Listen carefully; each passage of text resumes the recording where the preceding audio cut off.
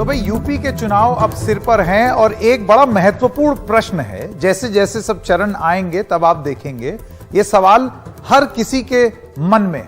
दोनों पार्टियां जो दो दल हैं सपा और भाजपा ये मान बैठी हैं कि ये द्विपक्षीय मुकाबला है, इसमें और लोग नहीं है। कांग्रेस और बसपा को इन्होंने आउट कर दिया है।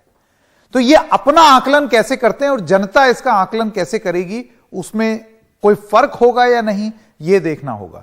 तो अखिलेश बनाम योगी कौन कितने पानी में, आइए आज उसका विश्लेषण आपको दिखाते हैं, जो हमने बहुत सारे लोगों से बात करके उसके बाद बनाया है कि क्या पार्टी कौन सा अपना पक्ष रख रही है। तो सबसे पहली बात, यूपी चुनाव में दिग्गजों के बीच वार पलटवार हो रहा है लगातार। प्रधानमंत्री ने आज निशाना साधा जिसमें उन्होंने कहा समाजवादी पार्टी राज्य में रियल एस्टेट माफिया था और भ्रष्टाचार का गठबंधन था। उनका यह कहना है योगी भी लगातार कानून व्यवस्था का मुद्दा उठा रहे हैं, वो भी उठा रहे हैं और अखिलेश भी कोई बहुत पीछे नहीं है। अखिलेश भी लगातार ये कानून व्यवस्था वाली बात पर और भ्रष्टाचार वाली बात पर और क्रिमिनल्स की बात पर अटैक कर रहे हैं। उनका यह कहना है बीजेपी के 99 उम्मीदवारों को दागी बता रहे हैं वो, और ये कह रहे हैं कि ये फिगर 100 कंप्लीट कर जाएगा बहुत जल्दी। तो यूपी के योगी के मुकाबले अखिलेश, सबसे पहला आपको ये दिखाते हैं बीजेपी का पक्ष इस मामले में क्या है। तो लॉ एंड ऑर्डर में अखिलेश सरकार से अपने आप को बेहतर बताती दिख रही है योगी सरकार। ये एक बहुत ही, अब आप ये देखें कि घर घर ये मैसेज ले जाने की कोशिश की जा रही है कि लॉ एंड ऑर्डर बेहतर हुआ है। कितना हुआ है कितना नहीं हुआ है उस पर तो बहस जारी है, लेकिन मैसेज ये भेजा जा रहा है लगातार तुलना करने के लिए। योगी के ऊपर भ्रष्टाचार का कोई आरोप नहीं, ये एक संदेश वोटर्स तक ले जाके रखा जा रहा है कि योगी देखो छवि साफ है उनकी। उस पर समाजवादी पार्टी कहती है जब खुद ही अपने खिलाफ एफआईआर हटा लेंगे तो फिर साफ ही हो जाएगी छवि। हिंदुत्व के मुद्दे पर अयोध्या काशी के मायने बढ़े हैं और उसके मैस्कॉट, उसके चेहरे योगी आदित्यनाथ अपने आप को देखते हैं उत्तर प्रदेश में। इसके अलावा मुफ्त अनाज, 2.5 लाख के मकान से क्या सधेगा निचला तबका। एक प्रयास किया जा रहा है कि ये जो स्कीम्स हैं इसके आधार पर निचले तबके को अपने पास आकर्षित किया जाए काम के आधार पर, और ये मुफ्त अनाज और 2.5 लाख के मकान को लेकर के बीजेपी का ये आकलन है कि बीएसपी परिदृश्य से गायब है और दलित वोटों से उनको उम्मीद है कि वो छिटक करके बीजेपी की ओर आएंगे, बिल्कुल वैसे ही जैसे जाटव और नॉन जाटव दलित जो हैं उनमें दो फाड़ हुआ था। बीजेपी के पक्ष में एक और बात है कि वो ये सोचते हैं, बीजेपी अपने पक्ष में ये सोचती है कि पढ़े लिखे न्यूट्रल वोटर्स का साथ उन्हें मिल सकता है। मिलेगा कि नहीं, क्योंकि अखिलेश भी बिल्कुल इन्हीं वोटर्स को साधने की कोशिश कर रहे हैं। आइए अब बात करते हैं सपा, समाजवादी पार्टी अपने पक्ष में क्या देखती है। जातीय गठबंधन में बीजेपी से आगे अपने आप को बता रही है समाजवादी पार्टी, क्योंकि स्वामी प्रसाद मौर्य को ले आए और तमाम उन्होंने गणित अपनी बिठाई। महंगाई बेरोजगारी के मुद्दे पर बड़ा तबका लामबंद होगा। लोअर मिडिल क्लास के साथ की उम्मीद है इस बार समाजवादी पार्टी को। छात्रों के आंदोलन का फायदा मिलने की बात है समाजवादी पार्टी को। पुरानी पेंशन बहाली का वादा किया है तो राज्य कर्मचारियों के साथ की उम्मीद है समाजवादी पार्टी को। बैंक रेलवे निगमों में निजीकरण के विरोध का फायदा की उम्मीद लगाती है समाजवादी पार्टी। किसान आंदोलन का चुनाव में असर पड़ने की उम्मीद लगा करके रखी है कि वेस्टर्न यूपी में रालोद उसका फायदा उठा सकती है और समाजवादी पार्टी। और योगी को लेकर बीजेपी में खींचतान से भी सपा अपने आप को काफी खुश पाती है कि कहीं ऐसा ना हो कि उनका पत्ता कट जाए। इसीलिए बार बार अखिलेश इस बात का उल्लेख करते हैं कि बाबा गोरखपुर जाएंगे। बाबा मतलब योगी आदित्यनाथ, ये उनका तरीका है बोलने का। मैं स्वागत करना चाहता हूं हमारे मेहमानों का। राजपाल कश्यप प्रवक्ता हैं समाजवादी पार्टी के, अनुभव चक नेता बीजेपी। आप दोनों का बहुत बहुत स्वागत। सबसे पहले कश्यप साहब मैं आपसे शुरू करना चाहता हूं। ये जो विश्लेषण हमने किया है, ये विश्लेषण तमाम लोगों से बात करके सपा में, भाजपा में जो वोटर्स हैं, वर्कर्स हैं, सपोर्टर्स हैं, उन सब से बात करके ये हमने एक कैलकुलेशन किया है। आप समाजवादी के पक्ष में क्या मानते हैं, क्या कोई चीज होगी जो सबसे बड़ी इन फेवर होगी समाजवादी पार्टी के? देखिए, हमारे नेता माननीय अखिलेश यादव जी एक पॉजिटिव, प्रोग्रेसिव और विकास की बात कर, और दूसरे जो मुख्यमंत्री के दावेदार हैं, जो वर्तमान में योगी आदित्यनाथ, जो अजय सिंह बिष्ट बन के काम कर रहे हैं, उनके में झगड़ा, फसाद, दंगा, मार दो, तमंचा, गोली, कट्टा, ये इसके अलावा कोई उनके पास सोच ही नहीं है, और उसी की डिग्री है उनके पास। अगर वो हमारी सूची को बताते हैं तो वो अपनी पहली सूची देखें, पहला नाम देखें। अपराधी, कितने आपराधिक मुकदमे हैं, हमारे माननीय अखिलेश यादव जी से कंपेरिजन कर ले। इनका विकास की कहीं बातें नहीं हो रही हैं। हिंदू मुसलमान दंगा फसाद, अरे रोजगार जो प्रयागराज में लोगों ने रोजगार नौजवानों ने मांगा था, उनको लाठियां देने का काम किया। किसान यहां अपना हक मांगे तो कुचलने का काम हो रहा है। और दूसरी बात, गुंडे माफिया तो सब सरकार में आ गए, मंत्री बन गए, कोई मुख्यमंत्री बन गया।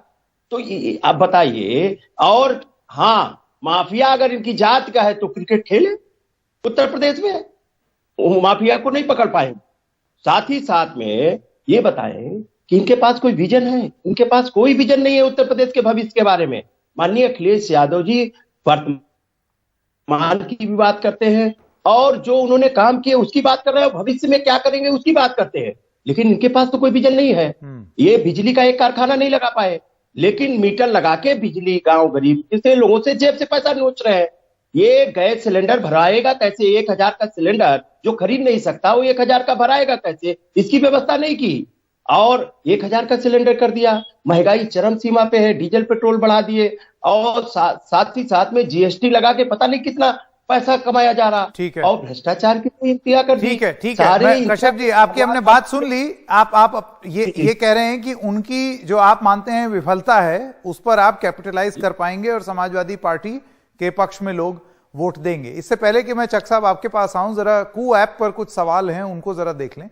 रमेश जी लिखते हैं कि क्या फ्री राशन और बिजली फ्री के वादों से महंगाई, गरीबी और बेरोजगारी के मुद्दे गायब हो जाएंगे? ये सवाल अभी चक साहब से पूछते हैं। और एक ओपिनियन है, एक मत दिया है अपना नवदीप जी ने, वो कहते हैं दोनों ने अपनी अपनी जगह कुछ सही तो कुछ गलत काम किए हैं, देखते हैं जनता किसे चुनती है।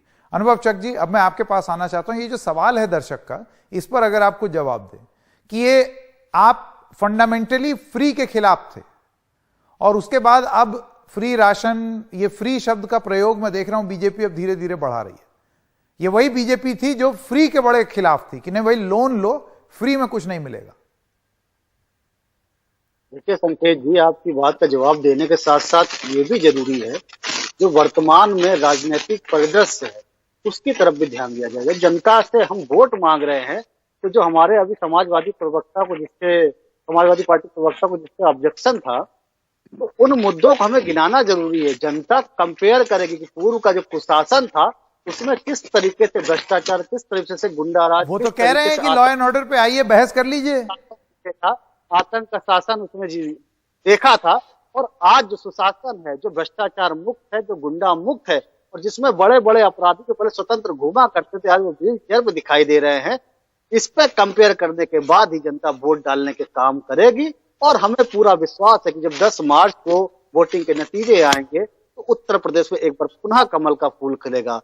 जो बात अभी आप फ्री की बात कर रहे थे, तो उस पर मैं ये बात कहना चाहता हूं कि यदि हमारे समाज में कुछ लोग जो अभी गरीबी रेखा से नीचे रह गए हैं, जिनको वाकई में अभी अनाज की जरूरत है, कि इधर 2 साल कोरोना का भी बड़ा प्रकोप रहा है, उनकी मदद करने के लिए यदि इस तरीके की योजनाओं को हम बढ़ावा दे रहे हैं या इस तरीके की योजनाओं को हम आम जनता तक पहुंचाने का काम कर रहे हैं, तो ये अच्छी बात है। कोई भी हमारे देश के अंदर, प्रदेश के अंदर कोई भी व्यक्ति भूखा ना सोए, किसी भी व्यक्ति को बिजली से वंचित ना होना पड़े। जैसा अभी हमारे साथी कह रहे थे, तो इनको याद दिलाना चाहता हूं, तो समाजवादी पार्टी की सरकार थी, उत्तर प्रदेश में आए दिन अखबारों में, मीडिया में ये खबर बनती थी कि बिजली के बगैर लोग किस तरीके से आक्रोशित होकर जो सब स्टेशन है उनको घेरने का काम करते हैं। लेकिन अब जो आपने लगाया हो, अरे एक कारखाना बता दीजिए तो लगाया हो आपने। एक एक करके कश्यप जी पूछ रहे हैं, जरा कारखाने का नाम बताइए। ये सवाल अखिलेश बहुत उठाते हैं। कारखाने हैं, उनको व्यवस्थित तरीके से चलाना। पहले सिर्फ सैफई और आपका जो रामपुर है, इन जिलों को बिजली देने में प्रशासन पूरा लगा रहता था। अब बिना भेदभाव करे गांव एक सेकंड, ये बड़ी रोचक बात है। एक सेकंड कश्यप साहब सुन लीजिए। अनुभव चक साहब का ये कहना है कि भाई कारखाना बना देना और कारखाने को चलाते रहना, इन दोनों में फर्क है। तो आपने भले ही बना दिया हो, वो सुचारू रूप से चल बीजेपी में रहा है। इसका जवाब आप दीजिए। नहीं नहीं, एक आप पर सेकंड, 24 सवाल सुन लिया, जवाब तो सुन लें जी कश्यप जी का जवाब।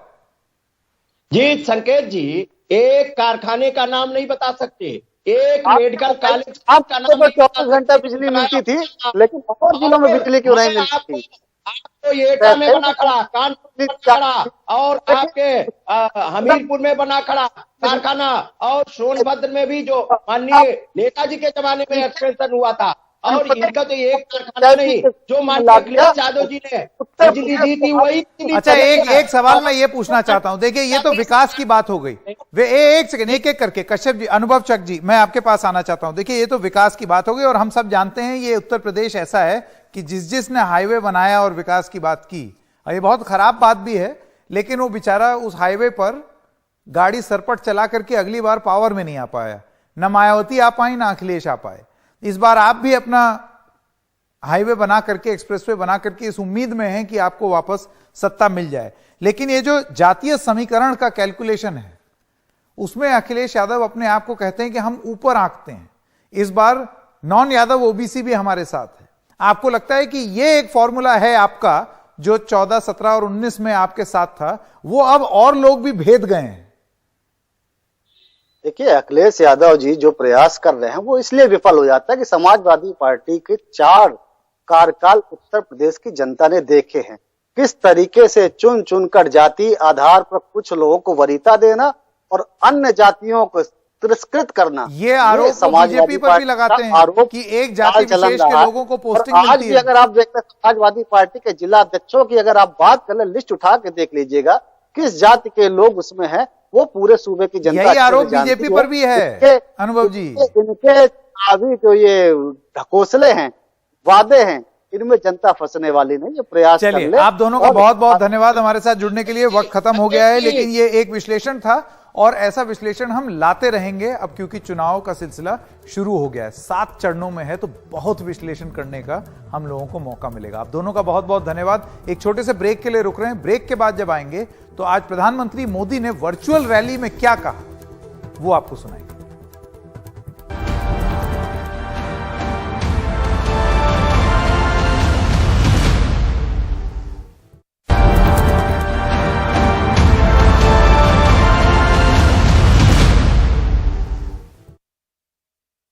पहले की सरकार में रहने वालों की बदनीयत को अच्छी तरह जानते हैं।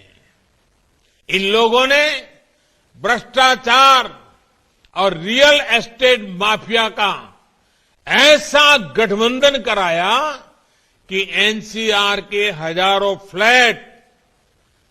फ्लैट खरीदारों के जीवन भर की पूंजी लूट गई। इसका बहुत बड़ा नुकसान हमारे मध्यम वर्ग के भाइयों बहनों को हुआ।